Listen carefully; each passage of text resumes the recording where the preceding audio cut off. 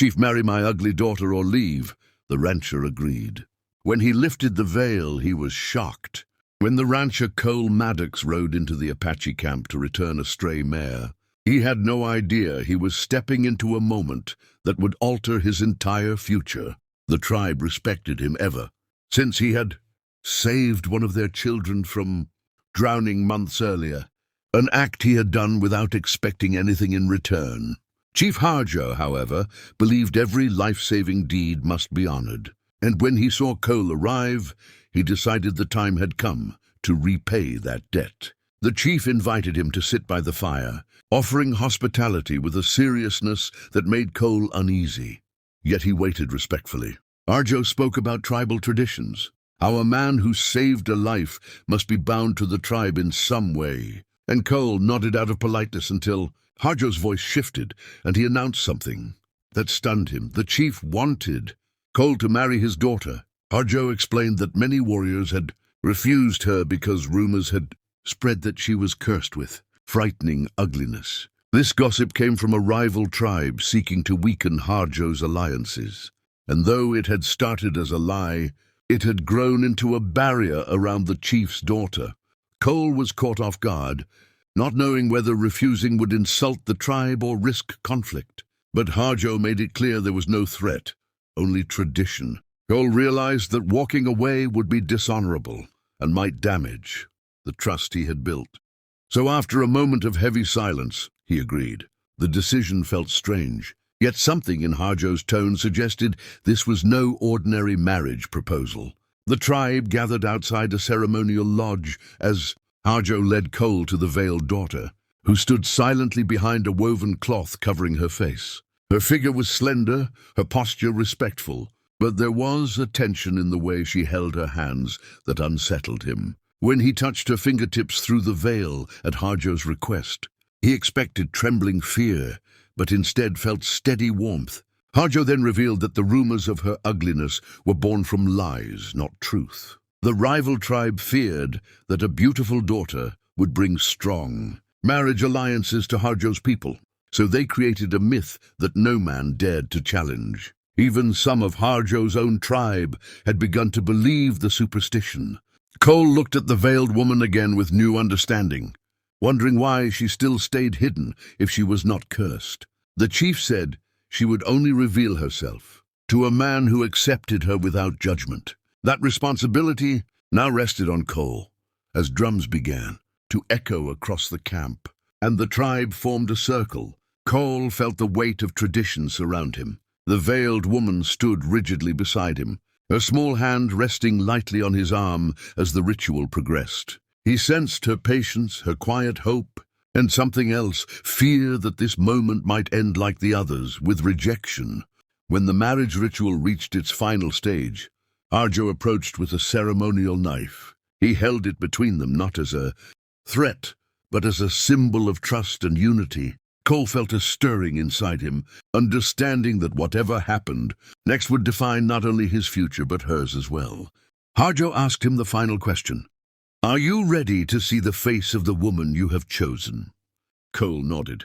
The chief placed the knife in his hand and stepped back, every eye in the tribe fixed on Cole as he raised the blade and cut the first thread. The veil loosened slightly.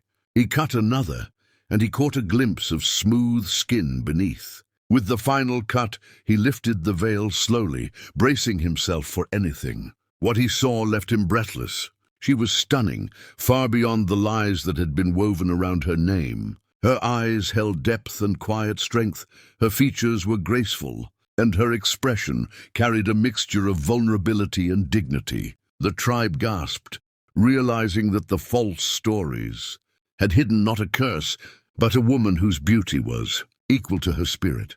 Cole stared, unable to hide his shock, and the woman looked back at him with cautious hope, as if unsure whether he would accept the truth before him. Harjo's pride softened his features, and murmurs of disbelief spread through the crowd. Cole felt something shift inside him. This was no trick, no forced union. It was the beginning of a truth long buried, and as he stood beside her in that moment, he realized the veil had hidden far more than a face. It had concealed a life waiting to be lived. Even after the veil fell, Cole remained speechless, caught between shock and admiration, while the tribe gradually stepped back to give him and the chief's daughter, Ayanna, their first quiet moment together.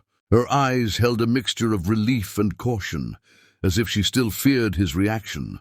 Hajo spoke gently now, introducing her name and revealing how the years of false rumors had been a tool used by rival tribes to keep warriors from pursuing her. The stories had forced her into isolation, made her hide behind the veil not for shame, but as protection against constant judgment. Cole listened with growing respect, understanding that Hajo had not offered her lightly. He had chosen him because Cole had shown character beyond appearances.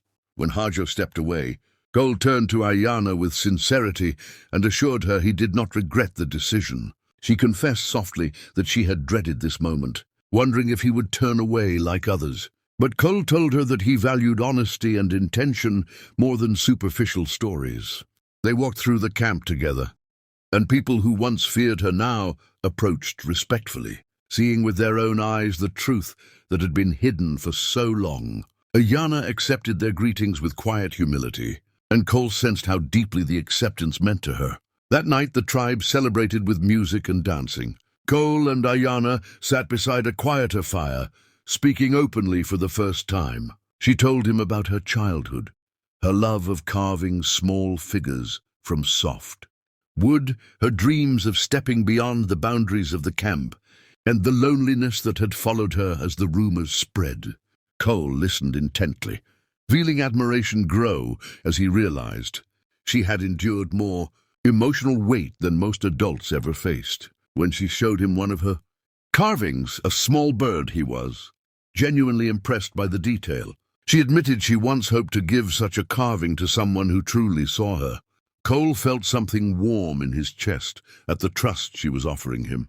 Over the next few days, he helped the tribe, repairing fences, tending horses, and earning their acceptance. Ayanna joined him often, guiding him through their traditions, and speaking more confidently as the barrier around her heart slowly fell away. Cole found himself drawn to her strength, her quiet humor, and the way she carried dignity despite everything she had endured. Their growing bond did not go unnoticed. Hajo observed them with silent approval, grateful that his daughter had finally found someone who valued her beyond rumor and appearance. But the true turning point came when warriors from the rival tribe arrived seeking peaceful discussion. When they saw Ayanna unveiled, their faces revealed their guilt. They admitted their elders had spread lies long ago to isolate Hajo's tribe. Ayanna listened without anger, only calm acceptance, surprising Cole with her grace. The negotiations ended peacefully, and Hajo announced a feast to celebrate the end of a painful chapter. That evening, Ayanna walked toward Cole with a gentle smile that carried new confidence. When she sat beside him and took his hand, he felt a certainty settle inside him. This marriage, which had begun as duty, had transformed into something meaningful. Ayanna told him that for the first time, she felt seen as a person rather than a rumor. Cole told her that he felt fortunate to have met her, that her courage and kindness mattered more than any first impression. She leaned slightly against him, trusting him, and he held her hand more firmly. Under the glow of firelight, their connection deepened, shaped not by tradition or obligation, but by a growing bond that neither had expected. They both understood that whatever challenges lay ahead, they would face them together, not behind a veil, not behind lies, but with truth guiding their steps.